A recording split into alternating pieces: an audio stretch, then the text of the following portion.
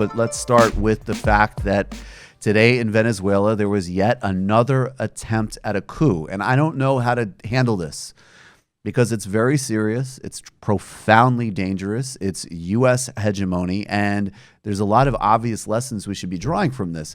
It's also farcical. Juan Guaido is going on Periscope every couple of weeks to try to instigate a coup.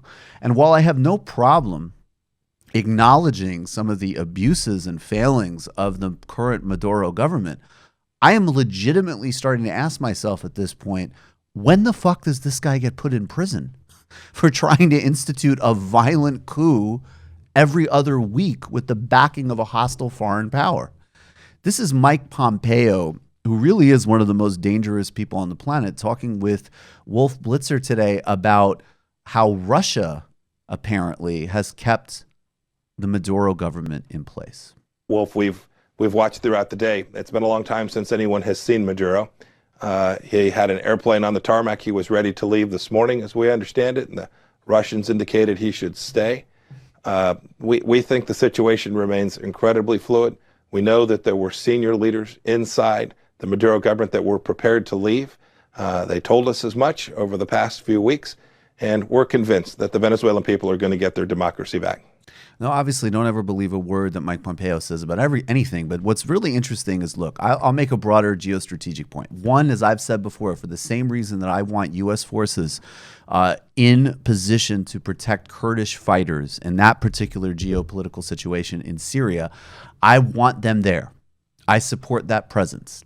And I support Russian presence in Venezuela to avert further U.S. hostility. Rumors are flying right now that there might be an aircraft carrier headed towards Venezuela. That's not confirmed, and it could just be simply not true or disinformation.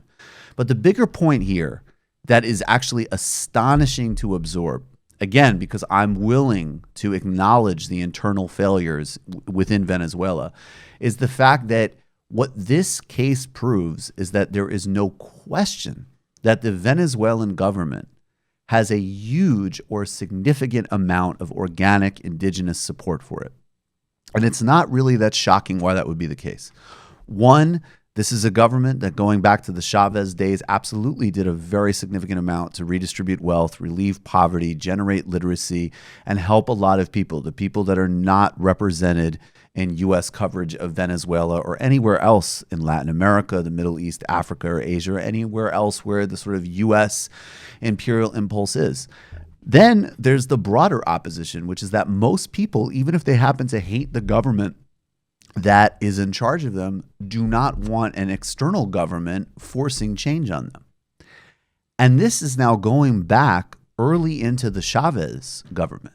There was a 48-hour coup when Chavez was president. The New York Times endorsed it. The Bush administration denied involvement. But what happened was that Chavez was flown out of the presidential palace. He was put in prison. And there was both a massive uprising on the street in support of him, as well as his literally persuading his own prison guards to fly him back and reinstall him in the palace. So there is real support here, and the support is for obvious reasons, and there's never any reason to airbrush or pretend that there haven't been abuses and failings in order to state the obvious case, that there's real support here and real opposition to a coup. Now, the other part that is actually much more critical of present Venezuelan politics and the formation of the Bolivarian government, they're not going to get military leaders to defect. Senior military leaders that have spoken out so far have not defected, and they have never historically defected. Now, maybe they will in another couple of weeks. The pressure is obviously unrelenting. But the truth of the matter is, and this is, again, it's a criticism because this government is very highly militarized. On the other hand, witness the treatment of leaders like Lula that didn't follow that course. So if the Venezuelans are able to maintain this by cutting deals with cartels, by letting the military play a significant role in public and economic life, think of what you have done to the leaders in Latin America that have, quote unquote, played by the rules. So there's no doubt that there is organic support. that this is, as of now, another total failure of a coup, and also that the Trump administration is profoundly committed to a coup, and that most of the crisis there is generated by this relentless external pressure. In fact, if you stopped all of the sanctions and harassment, maybe you could give it an opportunity for organic unrest to develop. But international fascism has picked its candidate. Earlier today, Jair Bolsonaro tweeted out his sympathies with the quote-unquote suffering of the Venezuelan people enslaved by a dictator, and used it, of course, to attack the PT and PASAL. Bolsonaro intervenes. John Bolton, another one of the most dangerous people on the planet, has been on a media blitz and has even threatened individual leaders of the Venezuelan military. Eric Prince senses a great opportunity to get out of business in China, Afghanistan, and the Emirates. Don't forget him. The founder of Blackwater, Betsy DeVos's brother, is pitching his services to send mercenaries into Venezuela to install Guaido into government. So these are the choices. There is nothing, again, I will say a million times, you do not need to pretend that this government is perfect, that this government doesn't have flaws.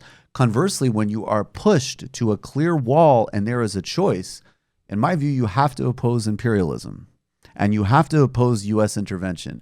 And if you think that U.S. intervention, I think as Owen Jones put it earlier today, is anything other than enormously damaging to the Venezuelan people, then you either are, completely and utterly historically illiterate, or a poorly intentioned person. So that is what it is. And I just got to leave on this.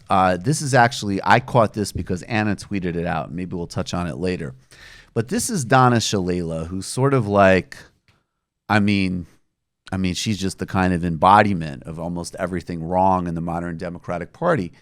And this should be actually an example of props for Senator Sanders, who as of today has still maintained, and I know people don't like all of his rhetoric, and I think in the humanitarian aid case, he made a substantive mistake in terms of supporting that shipment because of the politics around it. But the truth of the matter is like, he's opposed an invasion, and he's not going to come out tomorrow and go, Nicolas Maduro is doing what we want to do in the United States. So just, chill.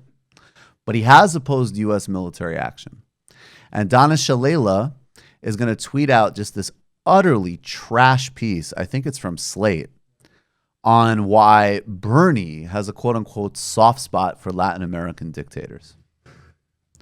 Now, Donna Shalala is a bag woman for the arms industry, for every far-right interest in Florida, which certainly have its own deep and profound sympathies for dictators in Latin America.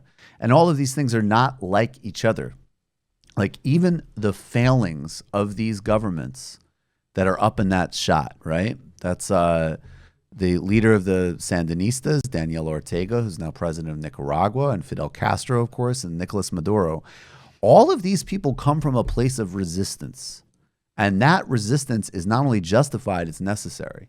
And it doesn't mean that everything they've done is right. And it doesn't mean in some cases that some of them haven't become horrible failures and abusive leaders. But if you can't understand the fundamental departure point between these leaders and a Bolsonaro or a Guaido or all of the numerous death squads and dictatorships and terrorists that we've backed in Latin America, once again, you're stupid or profoundly poor intentioned. And I don't know which Donna Shalala is. I don't know enough about her. I'm assuming going to go with blindly ideological and poorly intentioned. This is her and Debbie Wasserman Schultz. Man, we're really elevating the mood here. We got to see Debbie Wasserman Schultz too. Okay, go ahead. It's from March 10th. All right, this is from March 10th. But of course, he will not. The container that he put on this bridge to block it says peace. There is no peace here. There are only, on the other side of this bridge, hungry people, starving children, children who are dying. We have medicines. The community, the Latin American community, Colombia, 50 different countries have contributed to make sure we can save the Venezuelan people. Colombia, a government that got elected undermining the peace process with the FARC and is connected to the paramilitaries that have killed a huge amount of people in that country. So That's what the reality is. And that's why in times like this, you do need to be really clear, right? Like there's a difference between acknowledging the complexity of something, which I think we should all strive to do, versus just being like a nerdy pedant who's like, well, I don't know. You have to know in a situation like this, period. You've just watched a Michael Brooks show video, and you can watch all of our full main live shows every Tuesday night at around 7 p.m. Eastern Time, and subscribe to get all of the clips you want. We're covering the globe. We're focusing on international relations, the intellectual dark web. We're having fun. We're doing deep dives with a lot of amazing guests. Of course, become a patron for the whole thing at patreon.com/TMBS, or subscribe to this YouTube channel and help us keep growing and get that content out there. Subscribe below.